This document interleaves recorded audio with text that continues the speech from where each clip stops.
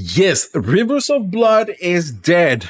But today I have for you guys the best bleed weapons that you guys can use now that can replace the Rivers of Blood.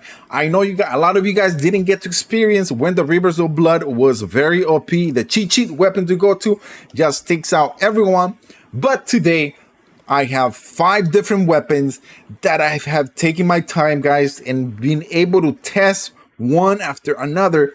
And I'm able to tell you guys that these are practically the best rank 1 through 5 weapons for bleed that you guys can use for just about any build. I'm going to provide you guys not only with the weapon, with the armor, with the talismans, and also what to put inside your wondrous physics, and overall making you guys a lethal machine dealing lots of bleed all over Elden Ring. If you guys like how that sounds, a like is much appreciated. So let's start off with the number 5. And to start off, we are going to be taking a look at number 5, the Grave Scythe.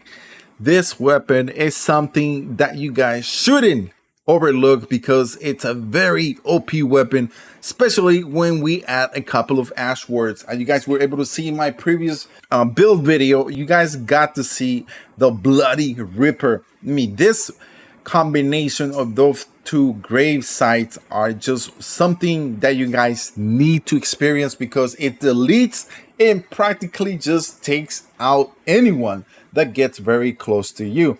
And you guys are able to use them. One will be the Reaper Slash, which will be the spinning weapon. The other one will be the Phantom Slash Ash War. And of course, you need to use the White Mask to be able to take advantage of the blood loss in the Raptor's Black Feather because you're going to be doing a lot of jump attacks. On top of this, for the talismans, you will get to use the Claw Talisman, 15% damage. Lord's Blood's Exaltation, 20% damage once blood shows up, and Rotten Winged Sword Insignia, which has 3 different damage types.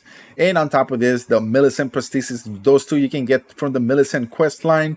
Is what you're going to be using in your wondrous physics is going to be the Tourney Crack tier, which is going to boost your successive attacks because that is what you're going to be doing, especially with that ash word that just spins without any limits. It's just crazy how much it takes people out. And also the Landing Heart tier, which is going to increase your poise because you are going to be getting close to your enemies or foes, and you guys need to have enough poise to be able to handle hits and also deal a lot of damage. And at number 4, we are going to be taking a look at Mohgwyn's Sacred Spear.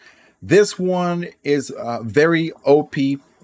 Couple of things. One is a physical and also fire damage, and on top of this is also going to have a blood loss buildup. So that means we are going to be able to take advantage of those 3 different type of damages. And what we actually need to do is the following. 1, wear your white mask, and the rest of the armor doesn't really matter. And to get the fullest power of the Mohgwyn's Spear, you guys need to use the Magic Scorpion Charm, Shard of Alexander, to raise you about 15% more on the damage.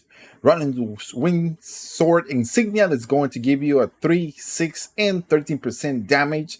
And the Lord's Blood Exaltation, once blood loss in vicinity increases the attack power. So overall, you guys get to see how much more damage you will be able to do. Now, inside of the wondrous physics, you are going to be using the Flame Shrouding Crack tier, which is going to boost your fire attack. And also, you guys are going to be able to use the Stone Bar Crack tier that's going to make stance break easier, meaning that when you guys do the following thing, and this is what's going on with this weapon itself. This one is a cheat sheet weapon, I would have to call it. It's one of the best weapons you guys can use, especially for bleed build, because all you guys are going to be doing is just this move. Odds anywhere, wherever you go, you are going to be able to spam this weapon, and all you have to do is just that, and you guys are going to be able to take down any foe in Elden Ring. Very easy, very fast, bosses and everything, as you guys are seeing here in the video. It's just an amazing weapon that you guys can have. You can also use grant me some strength, just to give it more of a strength, give it more power.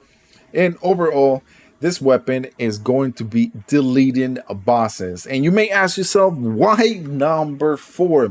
Couple of reasons. One, especially, is that this is just one type of style, the way you're going to be using this weapon. Yes, you can use it by, if you run and you're running like this, you can always poke players and then do this while you're running, and you can always catch someone on the run. But it's just not a very effective weapon when you guys are trying to fight different type of enemies and foes in Elden Ring. It's more over like I stand my ground and I spam this weapon, and it's just going to deal a lot of damage because causes blood loss buildup of 88 is going to be a lot. Number 3, I am going with the Twin Knight swords. These swords are very OP and are one of the best weapons that you guys can use with bleed. Even though they are not, as you could say, naturally come with bleed, you can add Ashes of War, which is going to make them not only potent, but they're going to make them to a god tier bleed level. And as you guys see, the requirements are going to be strength and dexterity. But if we got the following into the Twin Knights, one is going to be the seppuku. You guys always have to use the seppuku with any bleed build or any bleed weapon. Is just going to prog the bleed automatically. And then we are also going to be using on another one is going to be the bloody slash, which is going to be that Asher Ward. So overall, you are going to be proccing blood loss buildup at 101. This weapon, especially when you guys do jump attacks and you use the L button and you spam it, you guys are going to be doing automatically between 1 to about 6 different hits in just less than 1 second. You guys see that, right? So that is what makes this build awesome. Now, just like any bleed build, guys, you always got to have the following thing. 1, white mask. Now, in this case, we are going to be doing a lot of jumping, so we're going to be using the Raptor's Black Feather and the rest of the armors, whatever you guys want to use. Now, also, the Claw Talisman, the Lord's Blood Exaltations, which is going to raise the blood by 20% when it comes into vicinity, and also the Rotten Swing Sword as well, and also the Millicent Prosthesis. All of those are going to be raising your blood loss to even faster, and they are going to be helping you deleting anyone, any boss or any foe. On a lot of the builds, you always guys need to have the following in the flask. One is going to be the Tourney Crack tier, and the other one is going to be the Lenden Hard tier. One, because one of them is going to boost the successive attack power, which goes perfectly with your talisman. The other one is going to be boosting your poise, because you are going to be getting on people's faces and you need to handle hits to yourself. And if you guys are able to do that, trust me, you guys will have an awesome god tier type of bleed build. And now I show you guys here a little bit more of a gameplay of how actually this sword goes into effect. Not only is fast, not only can you spam the L button when you jump, but also you can spam it on the floor and just delete anyone. And as you guys see it, it's just a perfect bleed weapon that you guys must use. And this next one is the number 2. And I had a very difficult time, guys, because between the 2 and the 1, it's very close. But I went with the Scavenger's Curved Sword. The reason why these ones are very OP is because of the dexterity and strength. And also, just like the Twin Blade, you guys are able to just add any Asher Ward. But in this case, we are also going to be using the seppuku and also the bloody slash, which is going to give us a blood loss buildup of 83. Now, you may ask yourself, well, Tron, you know what? I'm looking at number 3 and then I see number 2 and I look like number 3 should have been 2. I understand this, but do have in mind, with the update of 1.06, curved swords pretty much are just more OP than what they were. Now, if this weapon was very OP before, this one is even more OP this time around because of the update.